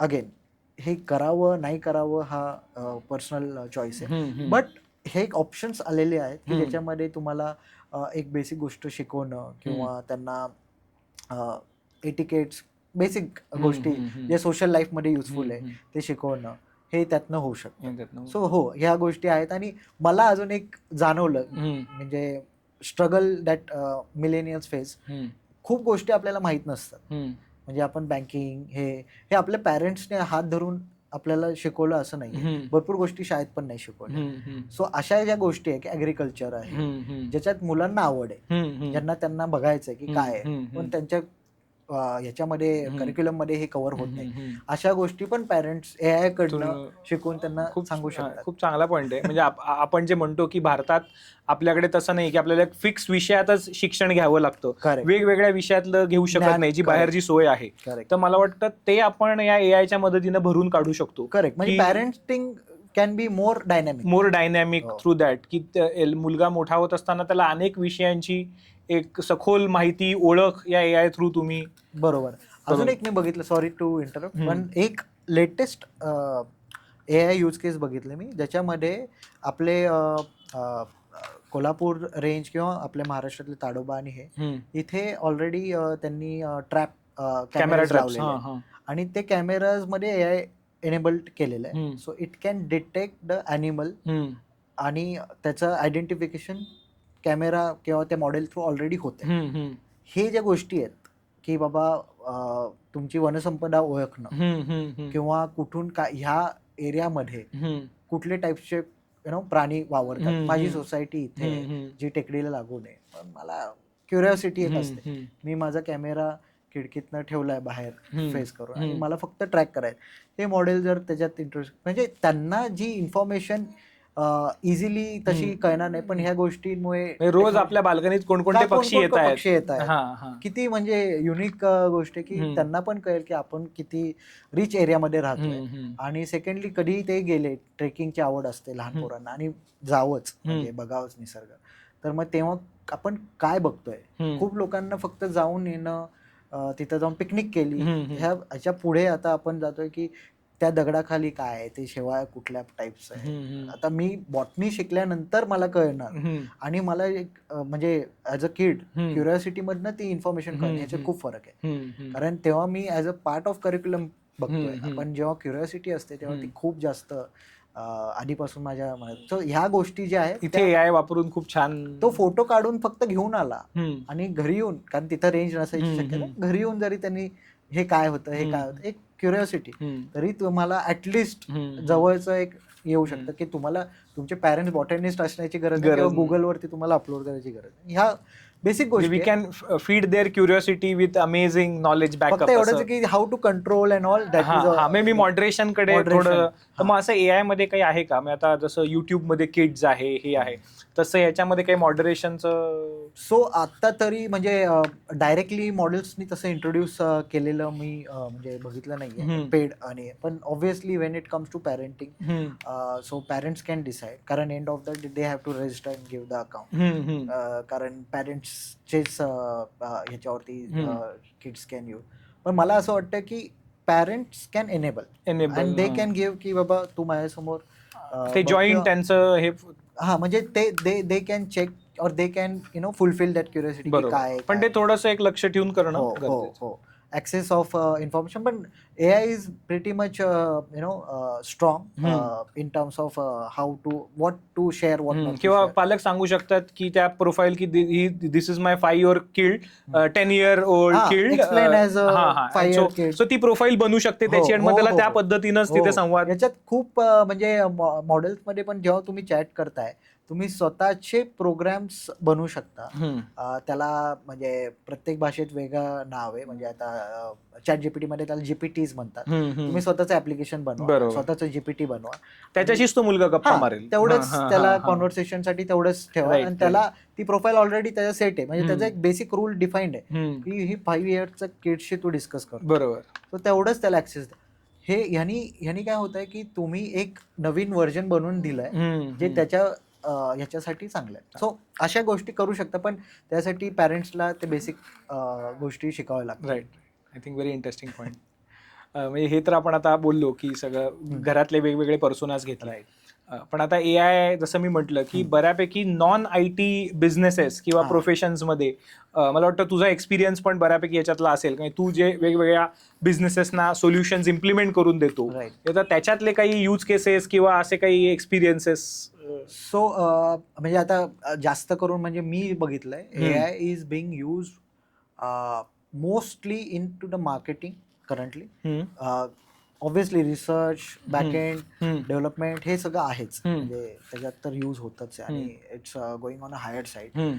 but when it comes to the general public use जो दिसतोय तो मार्केटिंगमध्ये. सो त्याच्यामध्ये मग तुमचं कंटेंट क्रिएशन घ्या, त्याच्यामध्ये व्हिडिओ कंटेंट क्रिएशन जे आता मोस्टली युट्यूब वरती तर भरलेले, ऍडव्हर्टाईज बनवणं असो किंवा काही, कारण इतकं इझी झालंय की म्हणजे यू डोंट नीड मी म्हणणार नाही की quality output will be like any cinematography professional movie making, but without that you are creating that is something very big thing. सुरुवात होऊ शकते कुठेतरी. एक पर्सन बसून जर पूर्ण स्टुडिओचं काम करू शकतो, त्याच्यासारखं अजून काहीच नाहीये.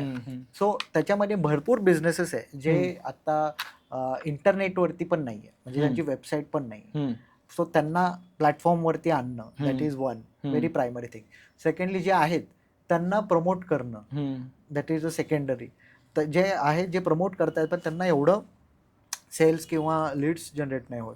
ह्या सगळ्यांना म्हणजे निश पासून म्हणजे एक म्हणू आपण की प्रायमरी लेवलच्या बिझनेस पासून ॲडव्हान्स किंवा कॉर्पोरेट किंवा MNC लेवलच्या बिझनेसला सगळ्यांना they are consuming it for multiple campaigns, marketing campaigns म्हणू आपण, त्याच्यासाठी ते यूज करतायत. मग it can be Insta, social media, or it can be LinkedIn, or it can be non social media as well, की त्याच्यामध्ये प्रोफेशनल मेल किंवा webinars conduct करणं, त्याच्यामध्ये त्यांना दाखवणं की त्यांचे प्रोडक्ट लाईन इंट्रोड्यूस करणं. तर ह्या सगळ्या गोष्टी म्हणजे प्रोडक्टचे व्हिडिओज पण, कुठलंही तुमचं प्रोडक्ट खूप जास्त यूज होत आहे, खूप जास्त मार्केटिंग मध्ये, कंटेंट क्रिएशन मध्ये यूज होत आहे. ब्लॉगिंग असेल, भरपूर काही आहे की तुमचे आता म्हणजे एक वेगळा हे आहे की गुगल रेटिंग किंवा गुगल अल्गोरिदम, जे SEO आपण सर्च इंजिन ऑप्टिमायझेशन म्हणायचो, की ज्याच्यात मी सर्च केलं की सगळ्यात वर माझा बिझनेस माझा वरती यायला पाहिजे. आता ते मागे पडेल आणि AI मध्ये म्हणजे जर तू बघितलं गुगलमध्ये सर्च केलं काही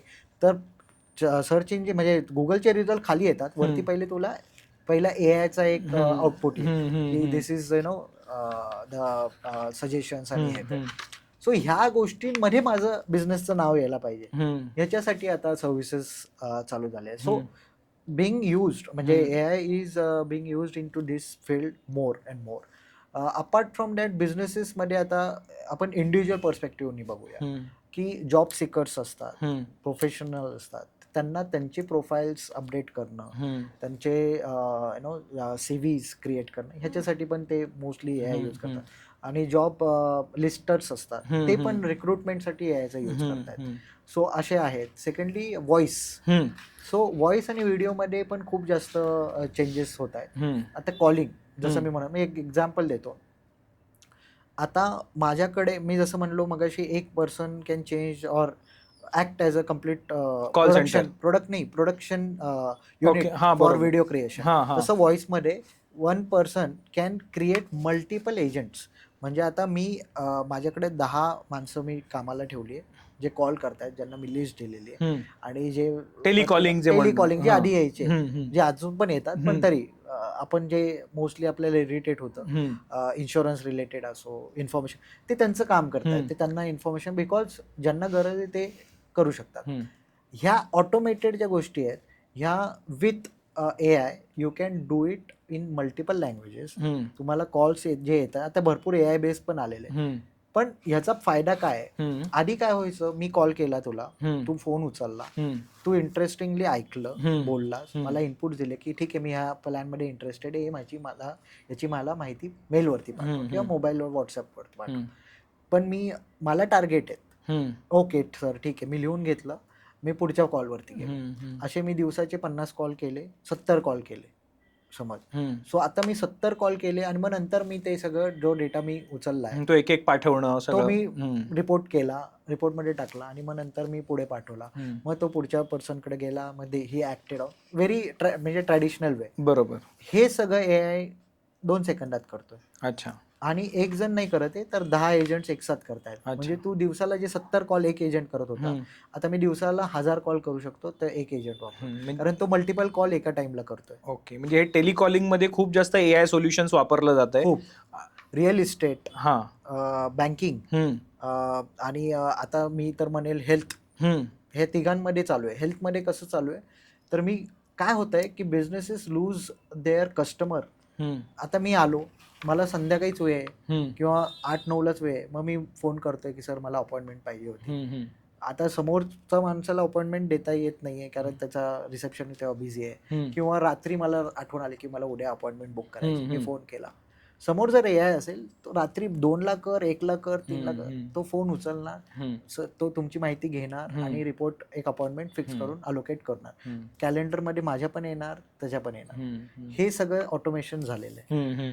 सेकंडली रिअल इस्टेटवाले, यांना फ्लॅट्स विकायचे आहेत आणि करोडोचे फ्लॅट्स आहेत. सो आता जर मला रीच करायचे पोटेन्शियल बायर्सला, सो मी फोन केले तर मोस्टली हे इरिटेशन्स व्हॉट्सॲप आणि हे इरिटेटिंग कॉल येतात. पण एखादं म्हणजे व्हॉइस, लेडीजचा व्हॉइस आलेला आहे, मराठीत बोलतेय, माझं नाव घेतलेलं आहे, तर ॲटलिस्ट क्युरिओसिटीने समोरचा माणूस एक विचार करतो की कोण आहे, बोलायचा प्रयत्न करतो. इतकं पर्सनलाइज कॉन्व्हर्सेशन झालं की तुम्हाला माहित पण नाही की तुम्ही AI शी बोलता. सो हे जे आहे हे एका ह्यानी म्हणतोय की full personalize experience for customer acquisition जे AI करू शकतो. आणि हे म्हणजे अनलिमिटेड आहे. हे तर मी 3 सांगितले. सगळ्या क्षेत्रात कुठेतरी प्रत्येक जण यूज करू शकतो, कारण आता mobile is the complete access. म्हणजे तुमच्या कस्टमरला रीच करायला मोबाईलचे सगळे चॅनल्स तुम्ही वापरू शकता. मला वाटतं तू कुठल्या तरी एक रिअल इस्टेट किंवा बिल्डर जी फर्म होती कन्स्ट्रक्शन, त्यांच्यासाठी काहीतरी एक इम्प्लिमेंटेशन करून दिलं होतं. हो. सो त्याचं कसं होतं की इट्स मोर लाईक की आता कन्स्ट्रक्शन पेक्षा एक याचं पण होतं लोन रिकव्हरी. लोन रिकव्हरीच्या ह्याच्यामध्ये काय होतं की तेव्हा बँकिंगवाले फोन करतायत, आता त्यांना रिकव्हरी करायची, त्यांना फोन करून त्या माणसाकडनं डेट्स घ्यायचे असतात की तुम्ही तुमचं लोन थकलेलं आहे, हप्ता थकलेला आहे, मला कधीपर्यंत द्याल, पुढचा कधी रिपेंड, ह्या सगळ्या इन्फॉर्मेशन आहे. सो ही इन्फॉर्मेशन AI तुमच्याकडनं, आणि तुम्ही टोन पण सेट करू शकता की कॉन्व्हर्सेशन कसं असायला पाहिजे. आता मी जसं 3 EMI थकल्यानंतर थोडासा तू हार्श टोन ऍड करू शकतो, पण मी बिल्डर आहे, रिअल इस्टेट वाला, आणि मला फ्लॅट विकायचा आहे, तुम्ही आदवी सोज्वळ भाषेत सो यू कॅन डिसाइड तुम्ही काय टाईपचं कॉन्व्हर्सेशन स्टार्ट करताय, टोन काय पाहिजे, लँग्वेज कुठली पाहिजे, प्रोफाईल किंवा त्याचा मेल फिमेल व्हॉइस काय पाहिजे, सगळं तुम्ही डिसाईड करू शकता आणि तुम्ही तुमचे कॅम्पेन रन करू शकता, which will run 24/7. And not only in India, म्हणजे तुमचं वर्किंग आवर्स 10 to किंवा 9 to 6 तुम्ही ठेवलं तरी नॉन वर्किंग आवर्स, म्हणजे तेव्हा दुबईतले पण तुम्हाला जर कॉल करायचे तरी तुम्ही करू शकता. सो मल्टीनॅशनल टार्गेटिंग आणि हे सगळं पॉसिबल आहे. आणि बिकॉज ऑफ दिस तुमचा रेव्हेन्यू, किंवा एक म्हणू की आधीचे सेल्स लीड, एक साधी गोष्ट आहे की मी 70 कॉल करत होतो आणि मी 1000 कॉल करतो, खूप फरक पडणार आहे. म्हणजे कन्व्हर्जन रेट 1-2% जरी आहे तरी 70चा आणि 1000चा per agent is totally different. So तो एक आहे. मी मध्ये वाचलं की ॲग्रिकल्चरमध्ये खूप AI वापरलं जातं, आणि मला वाटतं kisan.chatbot का असं काहीतरी, मला वाटतं सरकारने काय इव्हन गव्हर्नमेंटने पण इंट्रोड्यूस केलंय, आणि त्याच्यात काही 12 का 13 रिजनल बोली भाषा वगैरे त्यांनी इंट्रोड्यूस करून जवळपास असंख्य शेतकऱ्यांनी त्याच्यावरती संवाद साधून तो चॅटबॉट आज वापरतायत ते शेतकरी. अशा प्रकारचे, किंवा अजून पण मला वाटतं एक चॅटबॉट्स आहेत जिथे तुम्ही नेचर ऑफ क्रॉप किंवा या सगळ्या गोष्टींचे फोटो टाकून ते अनालाइज करू शकता. तर असे AI चे इम्प्लिमेंटेशन ऐकायला येतात. सो आता कसं आहे की डिफरंट टाइप्स आहे AI चे. So RAG is one of the type. त्याच्यामध्ये तुमचं एक restricted database, knowledge base. RAG म्हणजे so it's more focused on to the limited information. So आता LLM जे आहे, लॉंग लँग्वेज मॉडेल, सो याच्यामध्ये काय होतं की तुमचं पूर्ण मॉडेल हे कॉन्सन्ट्रेट करते इन्फॉर्मेशन, सगळ्याच गोष्टींची माहिती. पण RAG is very restricted to the particular topic. म्हणजे फॉर एक्झाम्पल मी जर इम्प्लिमेंट केला माझ्या, आता एखाद्या मिनिस्ट्रीची वेबसाईट आपण घेतली तर त्यांचे चॅटबॉट जे असतात ते backend filled with back by the rag. So ती त्यांची जी FAQs आहे, जे ऑलरेडी नॉलेज बेस त्यांच्याकडे, त्या क्षेत्रातलं सगळं नॉलेज त्या मॉडेलला देऊन एक मॉडेलची छोटी प्रतिकृती तयार करायची. It will not connect with the public focus राहील, ते तो फोकस राहील आणि तुम्हाला तेवढीच इन्फॉर्मेशन देईल जी तुम्ही त्यांना विचारली. सो हे असे भरपूर इम्प्लिमेंटेशन आता सगळ्या सेक्टरमध्ये चालू आहे. त्याचे छोटे छोटे तुम्ही ऍप्स पण बनवू शकता. म्हणजे तुम्ही ऍप बनवला ऍग्रिकल्चरचा, पेरणी कशी करायची आहे, कधी खत पाणी घालायचं आहे, कधी ह्या सगळ्या गोष्टी तुम्ही विचारलं, तुमच्या एरियात कुठली पिकं येतात त्याप्रमाणे ते तुम्हाला इन्फॉर्मेशन देईल. Secondly coming to the surveillance, तर ह्याच्यामध्ये आता तुमचं क्रॉपचं हेल्थ आणि हे तर त्याच्यासाठी भरपूर सॅटेलाइट इमेजेस वापरलं आउटपुट पण मिळत आहे. म्हणजे आम्ही त्याला म्हणजे आमच्या रिमोट सेन्सिंगच्या लँग्वेजमध्ये तेव्हा पूर्ण NVDI जे आम्ही यूज करायचो त्याच्यामध्ये ते एवढंच होतं की क्रॉप्स तुमचे जे आहे ते किती हेल्दी आहेत, कुठल्या टाईपचे आहे हे त्याच्या इमेजच्या क्वालिटी म्हणजे ज्याच्या इमेज बघून पिक्सेल्सच्या नंबर्सवरनं DN व्हॅल्यूज असतात त्याच्यावरनं तुम्ही कॅटेगराईज करू शकत होता पूर्ण तुमचा हे लँड यूज. सो आता त्याच्यामध्ये पण ॲडव्हान्स AIने हे यूज केलेलं आहे की तुम्हाला फक्त not only it will extract the information की कुठल्या टाईपचं क्रॉप्स आहेत, पण तण जे सगळ्यात मोठी गोष्ट असते की कारण तुम्ही मेन क्रॉप लावलाय आणि मध्ये मध्ये तण पण आहे, खूप मोठी तुमचं हेक्टर्स ऑफ और एकर्स तुमची जमीन आहे पण तुम्हाला ते काढायचं. तर असे पण AI आले जे लेझर बेस रोबोट्स पाठवून आपल्या इथे इंडियात मला माहित नाही इम्प्लिमेंट झालंय का, पण बाहेर इम्प्लिमेंट झालेलं आहे की ते तण प्रिसाइजली लेझरनी बर्न करून टाकतात. म्हणजे फक्त तुमचं मेन क्रॉपला सगळं न्यूट्रिशन जाईल आणि सगळे बाकीचं तण गायब होईल. सो अशा भरपूर इम्प्लिमेंटेशन म्हणजे इट्स ऑल डिपेंड ऑन तुम्हाला काय करायचं implement. AI can give the solution, way to implement आणि त्याचं कॉस्ट हे जर तुम्ही बेअर करत असेल तर काही पण बनवतो. नक्की. इंटरेस्टिंग.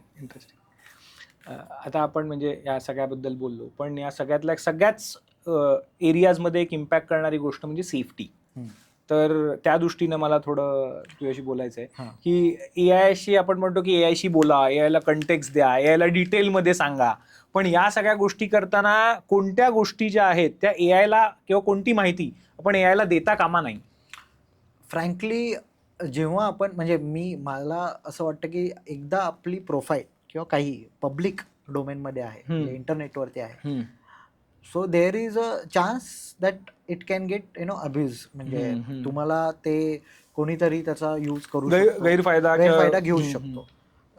लाईक फोटो वरनं मग डीप फेक आलेले, कितीतरी सेलिब्रिटीजला टार्गेट केलं गेलं, त्यांचे डीप फेक खोट्या इमेजेस आणि तेव्हा AI चे मॉडेल्स खूप अर्ली स्टेजमध्ये होते. आता AI चे मॉडेल इतके रिअलिस्टिक व्हिडिओ आउटपुट देत आहेत, तेव्हा ऍटलिस्ट तुम्हाला जरा कन्व्हर तरी कळायची शक्यता होती की हे खोटं आहे. आता तुम्हाला जर म्हणजे सेलिब्रिटी नाही पण नॉर्मल पर्सनचा असं जर AI मॉडेलने मी व्हिडिओज बनवले तर कळणारही नाही ते खरे आहेत का खोटे, unless you do the forensic आणि कम्प्लीट तुमच्याकडे ते टूल सेट्स असतील जे विल डू दॅट.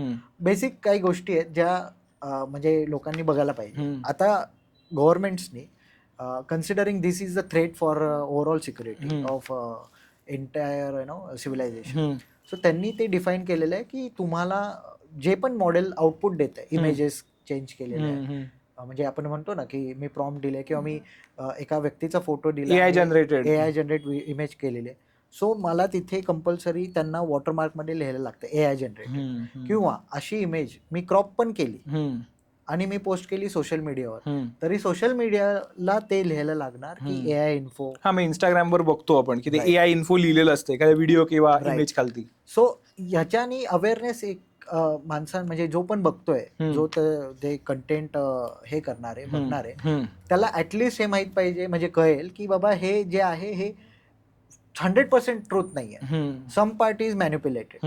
सो हे आपण एक म्हणतो ना की एकदम पहिल्या ह्याच्यात आपण विश्वास ठेवला पाहिजे प्रत्येक गोष्टीवरती. हे माणसाला आता शिकायला, टेक्नॉलॉजी इज हेल्पिंग देम, कारण ऑब्व्हियसली नुसत्या नजरेने तुम्हाला नाही कळणार, तुम्हाला काहीतरी सपोर्ट लागेल. सो ह्या गोष्टी आहेत. सो ह्या गोष्टींनी होऊ शकतं. आता coming to the sharing the information, so आता मगाशी मी म्हटलो आपण वेगवेगळ्या कुटुंबातले सदस्य काय लेवल ऑफ कन्झम्पशन AI काय करू शकतात.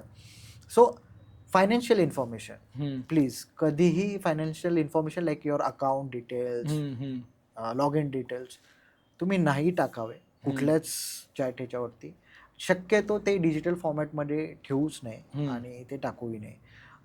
पण तुम्हाला जर काही गोष्टी म्हणजे अंडरस्टँड करायचं लाईक इंटरेस्ट कॅल्क्युलेशन आणि तुम्हाला बेसिक इन्फॉर्मेशन पाहिजे तर तुम्ही ॲज अ इनपुट्स देऊ शकता आणि आउटपुट घेऊ शकता, पण you don't need to upload पूर्ण तुमचं रिपोर्ट्स किंवा तुमचे फायनान्शियल रेकॉर्ड्स, तर ते अवॉइड करायला पाहिजे.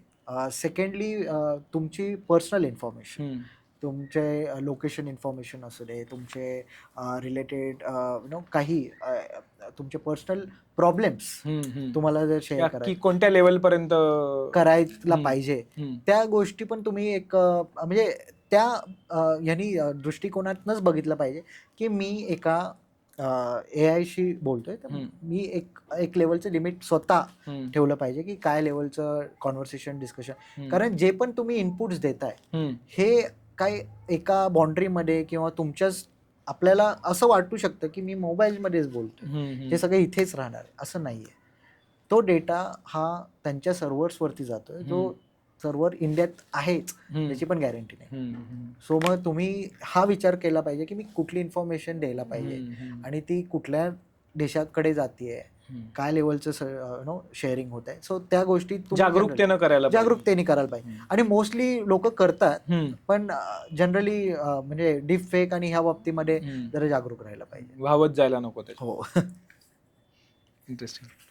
आय थिंक आता जर आपण एक थोडं उत्तरार्धाकडे यायचा जर विचार केला तर तुला फ्युचर ऑफ AI बद्दल काय वाटतं? म्हणजे असं काय आता तू ओव्हरऑल त्या क्षेत्राबद्दल बऱ्यापैकी वाचत असतोस, असं काय चालू आहे की जे तुला वाटतं की पुढच्या काही वर्षात एकदम AI या गोष्टी बदलून टाकेल किंवा अशा खतरनाक गोष्टी घडतील असं काही?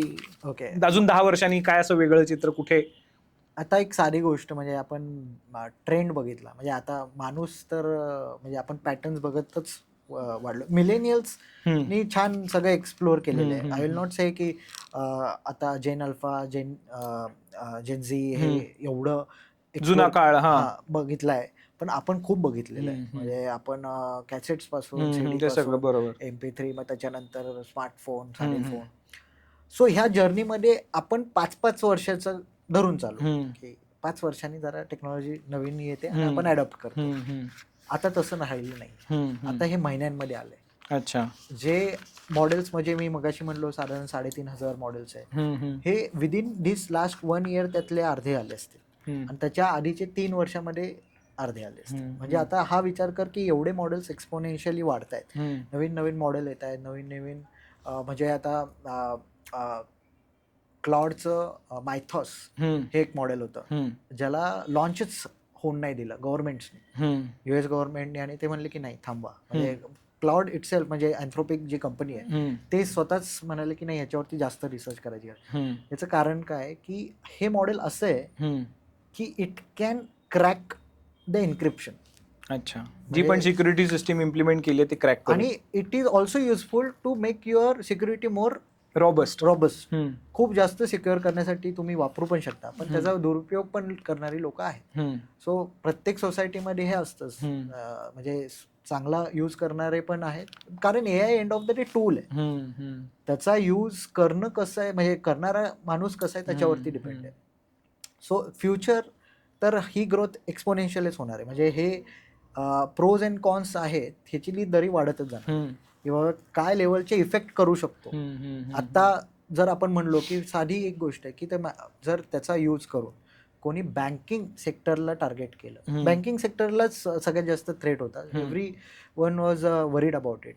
कारण त्या म्हणजे आता एक्झाम्पल देतो, त्यांनी असे म्हणजे जे आपले ट्रॅडिशनल लेगसी ॲप्लिकेशन्स आहेत, जे बँकिंगमध्ये कोर बँकिंग सोल्युशन्स आहे किंवा तुमचे ओल्ड OS ऑपरेटिंग सिस्टीम आहे, काही ॲप्लिकेशनने ते अपग्रेड नाही करतायत कारण ते जुन्याच OS वरती चालू होते किंवा लेटेस्ट OS वरती पण जे आहे त्या सगळ्यांमधनं त्यांनी व्हलनॅबिलिटीज डिटेक्ट केल्या की याच्यामध्ये व्हलनॅबिलिटी आहे, हे आपण काय त्रुटी आहेत त्या अटॅक होऊ शकतात, इथून अटॅक करता येऊ शकतो. सो हे एका याने चांगलं आहे टू अंडरस्टँड की कुठे आपल्याला तो थ्रेट कमी करायचा, पण दुसऱ्याने वाईट पण आहे, कारण मला माहिती ही त्रुटी आहे जी मला आज कालपर्यंत माहित नव्हती, आता ह्या AI मुळे मला कळाली आहे. पण मी ती फिक्स पण नाही करू शकत, कारण मी ते अपग्रेड नाही करू शकत. ती सिस्टीम मला त्याच OS वरती रन करायला लागणार, एक्सपोज झाल्या असतात सिस्टीम, आणि मला जर ते चेंज करायचं आलं तर it will take another 1 year. पण तोपर्यंत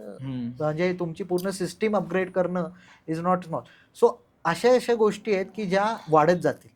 हे एक एक्झाम्पल झालं, पण हे खूप वाढत जातील, आणि याच्यात लोकांनी हे प्रिपेअर करायला पाहिजे की जसं आता खूप डायनॅमिक वर्ल्ड, आपण जिओपॉलिटिकली बघायला गेलो तर खूप डायनॅमिक आहे. म्हणजे आपल्यालाच माहित नाही की काय होणार आहे, कधी साठलोटं छान होत आहे, कधी तुटतंय. अशा एन्व्हायरमेंटमध्ये विथ AI अब्युसिव्ह पॉवर म्हणजे कुठल्याही एका डिरेक्शनला जरी झुकली तरी त्याचा इम्पॅक्ट खूप मोठा असणार आहे. त्यामुळे एआयचं फ्युचर चांगलं आहे, पण AI यूज करणारे कसे त्याच्यावरती. सो जे डेव्हलप करतायत त्यांची पण एक रिस्पॉन्सिबिलिटी आहे, आणि हे मोस्ट ऑफ द जे AI म्हणजे आपण एक म्हणू लेजंड्स आहेत जे त्या फील्डमधले, त्यांनी पण हे प्रेडिक्ट केलेलं आहे की जे पण डेव्हलप होते त्याच्यावर एक कंट्रोल आणण्याची गरज आहे. हा, आता इथे कॉम्पिटिशन्स मध्ये नवीन मॉडेल रिलीज करायची कॉम्पिटिशन आहे, जी प्रत्येक कंपनी कॉर्पोरेट वर्ल्ड मध्ये असते. सो त्या डिरेक्शनला न जाता एक सेन्सिबल रिलीज किंवा काय ज्या लेवलची गरज आहे तेवढंच इन्फॉर्मेशन देणं, ह्याची एक ही गव्हर्नन्स म्हणू आपण AI मध्ये, तो आणण्याची जरूरत म्हणजे आहे. आणि हे आपलं गव्हर्नमेंट पण करतंय, प्रत्येक गव्हर्नमेंट करते, कारण everyone is worried about it. पण प्लस पॉइंट असा आहे की जी ग्रोथ होतीये ती खूप एक्सपोनेन्शियल आहे फॉर एव्हरी, म्हणजे ह्युमॅनिटीसाठी चांगली आहे. कारण आता जे आपण टास्क करू शकत नव्हतो ते आता करू शकणार, खूप इझिली करू शकतोय. म्हणजे आपल्याला जे आता म्हणजे एकतर ॲग्रिकल्चर प्रोडक्शन वाढवणं असेल, ज्या पण गोष्टी आहे, एक्सप्लोरेशन असेल, ज्या इझिली एवढे डीप रिसर्च किंवा असं काही खूप काही इझी होऊन गेलेलं आहे. ते फायदे पण असणार आहेत. तेच म्हणालो, ती प्रोज अँड कॉन्स दोन्ही वाढते. फक्त एवढंच आहे की तुम्ही कुठल्या साईडला झुकता. फ्युचर इज करंटली अनप्रेडिक्टेबल असं म्हणायला काय हरकत नाही. पण येस, मला असं वाटतं की पॉझिटिव्हली आपण जर घेतलं तर हे, कारण जेव्हा इंटरनेट आलं तेव्हा पण हे थ्रेट होता की आता सगळ्या नेट, म्हणजे मी माझा साधी गोष्ट आहे, म्हणजे मी एक एकदम बेसिक एक्झाम्पल देतो. म्हणजे मी ज्या आधी सेक्टरमध्ये काम करत होतो, बँकिंग सेक्टर, क्लाउड सर्व्हिसेस मध्ये करत होतो. बँका रेडी नव्हत्या त्यांचा डेटा क्लाउडवर ठेवायला, कारण ते म्हणायचे माझ्या समोरच्या सर्व्हरमध्ये आहे, हा सेफ आहे, मी बाहेर दुसऱ्याच्या क्लाउडमध्ये का ठेवू. आता 99% बँक्स ऑन क्लाउड आहे, क्लाउड सर्व्हिसेस यूज करतात, कारण गव्हर्नमेंटनी पण तेवढे लेवलचे गव्हर्नन्स क्रिएट केलेले आहे की बाबा तुम्हाला एम्पॅनलमेंट घ्यायला लागेल, तुमची चेकिंग होईल, दरवर्षी ऑडिट होईल, एवढी सिक्युरिटी चेक करावं लागते. सो गव्हर्नन्स आला की सेफ्टी क्रिएट होते.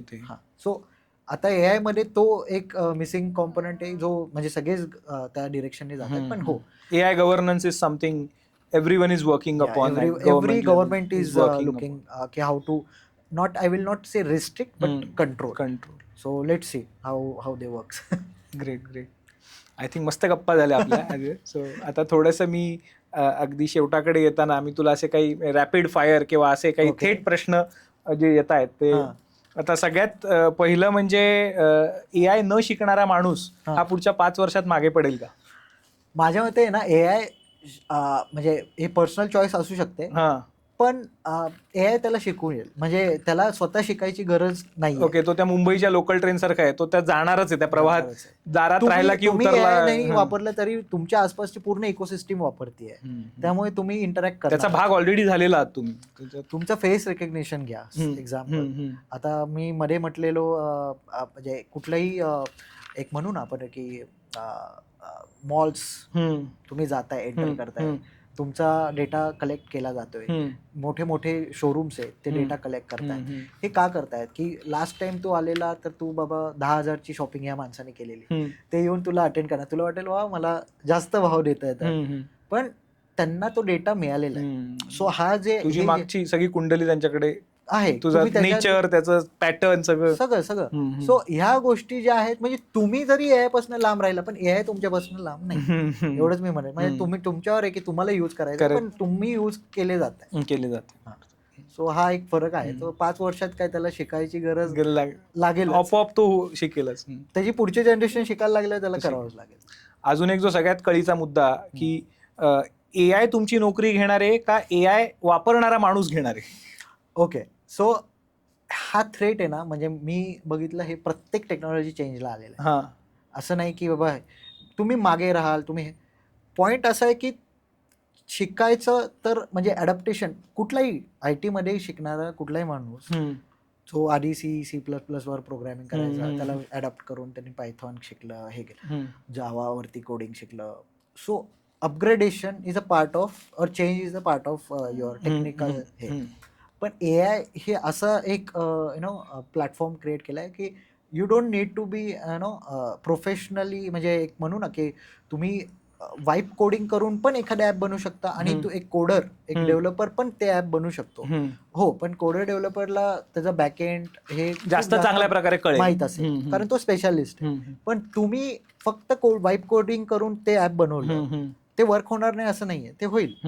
पण आता तो एक कॉम्पोनंट झाला. पण माझी एक्सपर्टीज अजून दुसरी आहे. मी त्याच्यासाठी पण म्हणजे AI is more not on specialist, it's on generalist. की मी 4 गोष्टी करू शकतो. मी मार्केटिंग पण करू शकतो, मी माझं प्रोजेक्ट प्लॅनिंग पण करू शकतो, मी वाईप कोडिंग पण. ती आता गरज होणार आहे की तुम्ही जनरलिस्ट बनणं, ही काळाची गरज आहे. म्हणजे AI स्पेशालिस्ट किंवा एखादा डोमेन स्पेशालिस्ट, जी पण डोमेन स्पेशालिस्ट किंवा मंडळी आहेत, एक्सपर्ट मंडळी आहेत, त्यांनी आता जनरलायझेशन कडे AI वापरून झुकावं, म्हणजे त्यांचा जॉब बऱ्यापैकी. कारण तुम्ही मल्टिपल, म्हणजे आपण मल्टीटास्क, पण आता तुम्ही मल्टी डिपार्टमेंट मध्ये पण फक्त तुमच्या टास्कच नाही, वेगळ्या क्षेत्रात तुम्हाला तुमचे जॉब प्रोफाईल आपण एक म्हणू ना की तुमचं जॉब डिस्क्रिप्शन चेंज होईल. की आधी तुम्ही अकाउंटिंग वाले ना हे करायचं, असं असायचं. तुम्ही IT प्रोफेशनल, कोडिंग, डेव्हलपर, आता तुम्हाला सगळं. आता तुम्ही प्रोडक्ट टीम मध्ये तर ते मग प्रोडक्ट जर्नलिस्ट किंवा AI जर्नलिस्ट म्हणाल, तर मग तुम्हाला प्रोडक्टचं मार्केटिंग मध्ये पण तुम्ही इन्व्हॉल्व असाल, प्रोडक्ट डेव्हलपमेंट मध्ये पण, प्रोडक्ट कंटेंट क्रिएशन मध्ये पण, आणि प्रोडक्ट प्लॅनिंग मध्ये, सेल्स मध्ये पण इन्व्हॉल्व. सो हे सगळ्या रोल्स मध्ये तुम्हाला प्ले करावं लागेल. असा कुठला एक स्पेसिफिक एक हात दुसरा तुला सांगायचं असेल, कोणता बिझनेस आहे जो खूप जास्त इम्पॅक्ट होतो AI मुळे? ओके, सो आता खरं म्हणलं ना, प्रत्येक डिजिटल एक म्हणू ना की जिथे पण डिजिटल इंटरॅक्शन्स आहेत किंवा डिजिटायझेशन आहे, ते सगळं अफेक्ट होऊ शकतो. एक्झाम्पल देतो, डॉक्टर्स. आता काय AI ने अफेक्ट होणार असा क्वेश्चन होईल. तर कोविड आलेला, आपल्याकडं सगळ्यात जास्त एक्सरे हे, कारण तुम्हाला कळायची तर गरज आहे ना की काय झालेलं आहे, लंग्स किती इन्फेक्ट झालेले. सो ह्या गोष्टी तुम्ही एक्सरे काढणार, रेडिओलॉजिस्ट बघणार, किती रेडिओलॉजिस्ट आहे इंडियामध्ये, पॉप्युलेशन किती आहे. सेकंडली, रेडिओलॉजिस्टला जर मी तेच जे माझ्या एक्सरेतनं जे रेडिओलॉजिस्ट एक्सपिरियन्सने सांगतोय की हे इन्फेक्ट एवढं झालेलं आहे, किंवा डॉक्टर एक्सपिरियन्स नाही, पण हे डॉक्टर आणि हे सगळ्यांना अवेलेबल नाही, पण तो एक्सरे मी अपलोड केला आणि ते मॉडेल ट्रेन असेल थाउजंड्स ऑफ एक्सरे वरती, तर ते सांगू शकतो की हे एवढं इम्पॅक्ट. एक एक्झाम्पल दिलं, हे तर कोविडच्या वेळेस आहे. आता AI ह्या लेवलला आलेलं आहे की एक्सरे मशीन मध्ये जर तुम्ही ठेवलं तर तुम्हाला रिपोर्ट पण देईल की बाबा ह्या त्या क्षणी तो तुम्हाला रेडिओलॉजिस्ट कॅन बी इम्पॅक्टेड. नाही, प्रत्येक क्षेत्रात जिथे डिजिटल हे आहे, तो सगळंच इम्पॅक्ट होणार आहे. मी म्हणलो ना, आपला फर्स्टच हे होता की ट्रॅडिशनल AI आणि जनरेटिव्ह. ट्रॅडिशनल AI तर पॅटर्न वरतीच पूर्ण बनलेला आहे की त्याला इझिली अंडरस्टँडिंग येतं. त्याला जर तुम्ही ट्रेनिंग डेटा सेट दिला त्या लेवलचा, 1,00,000 एक्सरे दिले, तो 1,00,000+1 वाला एक्सरे तो आरामात सांगेल, कारण त्याला माहिती आहे की कशा टाईपचा आहे. जिथे कुठेतरी 100% ह्युमन इन्व्हॉल्व असतो की मला जे रिपिटेटिव्ह आहे ते सगळं कॅन बी रिप्लेस. जे पण रिपिटेटिव्ह डिजिटाइज आहे, रिप्लेस. म्हणजे इट कॅन बी, मी हे एक्झाम्पल दिलं, पण it can be like calling. Same script बोलायची आहे तुला, 10 जणांना थोडं तुम्ही अनालिसिस करा, किंवा समोरच्या माणसाप्रमाणे जरासं चेंज करायचं, AI करतो, रिप्लेस. सो डिपेंड काय तुम्ही करताय. म्हणजे असे तुमचं, माझ्या मते आता जे क्रिएटिव्ह लोक आहेत, ज्यांचं थिंकिंग वेगळं आहे, जे आयडियाज जनरेट करू शकतात, they will have more chances. Over the repetitive. अच्छा. कारण तू ऑटोमेशन म्हणजे मी तेच करतोय रोज. मी रोज बिलच फाडतोय, मी एंट्रीज करतोय, data entry. You don't need for that. You need to have some extra skill set to manage. म्हणजे किंवा तुम्ही असे एजंट क्रिएट करा आणि ते तुमच्या अंडर मॅनेज व्हायला पाहिजे. असं काही स्किल सेट असतील तर ते वाचेल. मी जसं म्हटलं होतं सुरुवातीला, खूप अशा सहज गप्पा झाल्या आणि खूप मजा आली. सो माझं पुन्हा एकदा सगळ्या प्रेक्षकांना हेच सांगणं आहे की तुम्हाला हा एपिसोड आवडला असेल तर जरूर तुम्ही बघा, तुमच्या मित्रांना, घरी सगळ्यांना दाखवा. आणि राज, जर का आपल्याला असं आज AI साठी लोकांना एक असा मंत्रा किंवा एक जाता जाता सांगायचं असेल, एक अशी पंचलाईन द्यायची असेल की या एपिसोड मधनं त्यांना लक्षात राहील ती कायम, तर ती काय असेल? मी म्हणेल AI इज युअर फ्रेंड. म्हणजे तो तुमचा मित्रच आहे. फक्त असं आहे की आपण पण विचार करतो मित्राबरोबर काय शेअर करायचं, ओके, तसंच राहा. Okay. AI is your friend but be smart. Yeah, be smart. Okay. Because you are human. So I think हे लोक लक्षात ठेवू शकतात आणि बाय द कुठेतरी कमेंट सेक्शन मध्ये तुम्ही टाकू पण शकता हे. So I would say thank you so much. आज तू वेळ काढून इथे आलास आणि खूप मजा आली. So same here. येस, पुन्हा एकदा तुम्हा सगळ्यांचे खूप खूप आभार हा एपिसोड पूर्ण पाहिल्याबद्दल आणि मनापासून धन्यवाद.